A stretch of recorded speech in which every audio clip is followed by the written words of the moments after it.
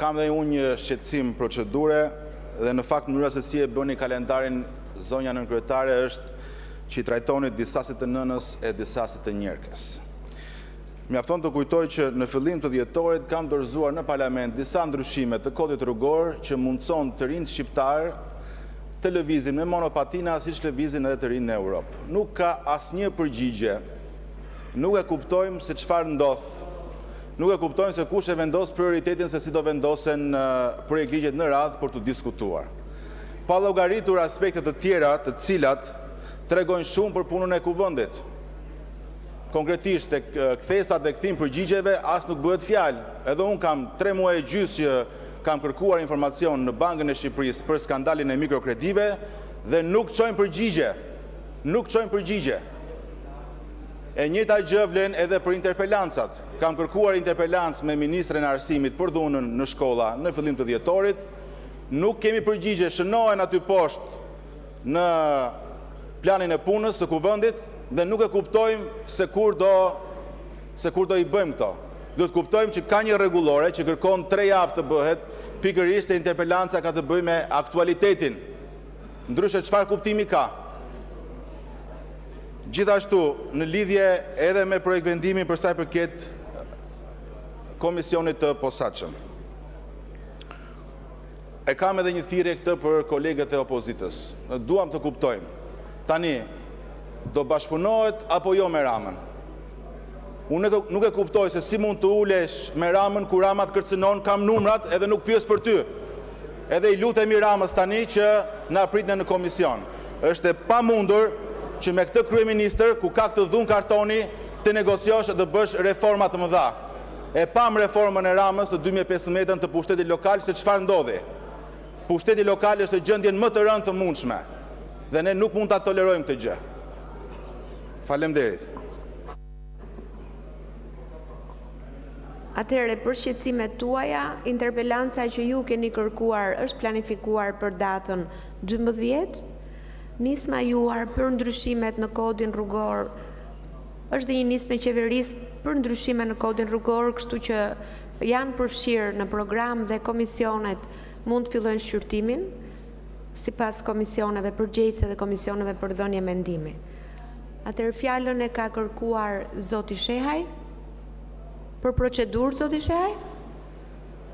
Po, zonja nënkryetare. Faleminderit për fjalën. Tani, zonja nënkryetare, unë nuk e di nëse vlen apo s'vlen Kushtetuta e Shqipërisë për ju. Kjo është Kushtetuta e Shqipërisë. Neni 80 i Kushtetutës së Shqipërisë, zonja kryetare, thotë që kryeministri dhe çdo antar tjetër të Këshillit të Ministrave është i detyruar të përgjigjet interpelancave dhe pyetjeve të deputetëve brenda 3 javëve. Tani, kam kërkuar një interpelancë në korrik të 2023-shit me Belinda Ballukun. Para 2 vjetësh, 2 zonja kryetare. Kushtetuta thot 3 javë. Unë nuk e kuptoj ku e gjeni kurajon të vini këtu dhe të bëni sikur s'ka ndodhur asgjë. Tani unë e kuptoj shqetësimin tuaj. Doni të lejoni që Belinda Balluku të vazhdoj të abuzoj me fondet, me parat e qytetarëve shqiptar. Dhe nuk pyesni as për Kushtetutën, as për kërkesën për arrestim të Belinda Ballukut, as për kërkesën për pezullim të Belinda Ballukut. Ky është një skandal i vërtet. Vazhdoni flisni për gjithçka, po vetëm për një gjë nuk flisni. Si të mbrojmë paratë e qytetarëve shqiptar nga ajdutët, nga abuzuesit.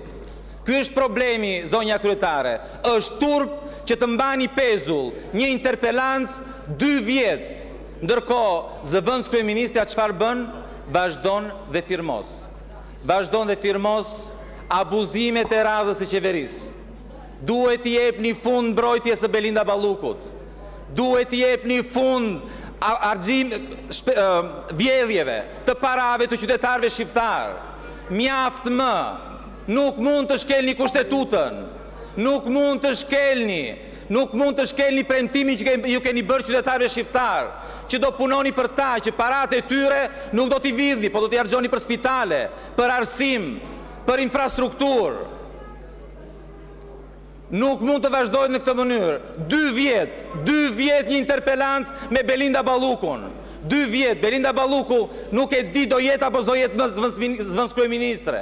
Nuk e di do jetë apo s'do jetë më deputete e këtij kuvendi. Ndërkohë ka një interpelancë 2 vjet zonja nënkryetare. Kushtetuta e Shqipërisë neni 80 brenda 3 javëve. Ju keni 2 vjet. 2 vjet që mbroni Belinda Ballukun. Është turp. Zoti Gogu, keni kërkuar fjalën. I nderuar deputet, nëse nuk gaboj, shërbimet e kuvendit mund ta nxjerrin që seanca që ju keni kërkuar, interpelanca që ju keni kërkuar, ishte planifikuar diku në fillim të nëntorit, një seancë në mos gaboj në 13 nëntor, një gjë e tillë, ku zëvendëskryeministja është paraqitur për interpelancën, ndërsa ju zgjodhët të mos vinit. Dhe për sa mbrojmë apo nuk mbrojmë, kam përshtypjen që e ke parë gjithmonë kur ke dalë aty përballë zëvendëskryeministres, kështu që mos të vazhdojmë për këtë politikën e rillsave që ti bën edhe programin e mëngjesit. Faleminderit.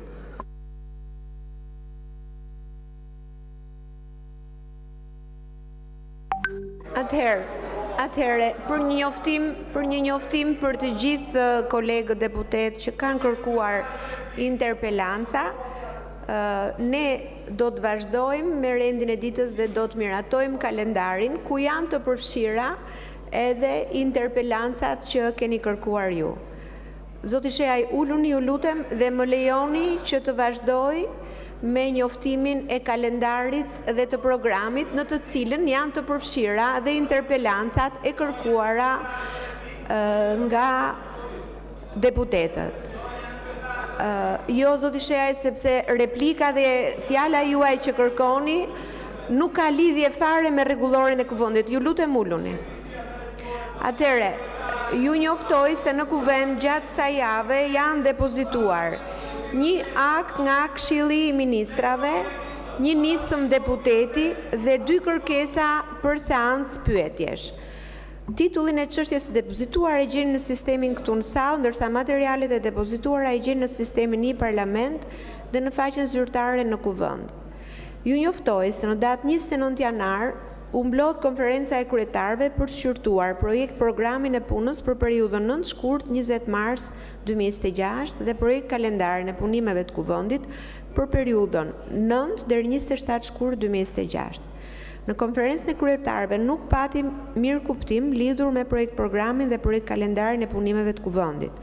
Në bazë të nenit 26.6, nenit 27.4 të rregullores, kur në konferencën e kryetarëve nuk arrihet mirëkuptim për programin dhe kalendarin e punimeve, kryetari i kuvendit e harton vetë ato dhe ja paraqet për miratim kuvendit në seancë plenare.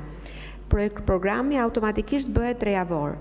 Kuvendi vendos me votim të hapur miratimin e programit dhe kalendarit pas diskutimit për një folës pro dhe një folës kundër. Kush e do fjalën për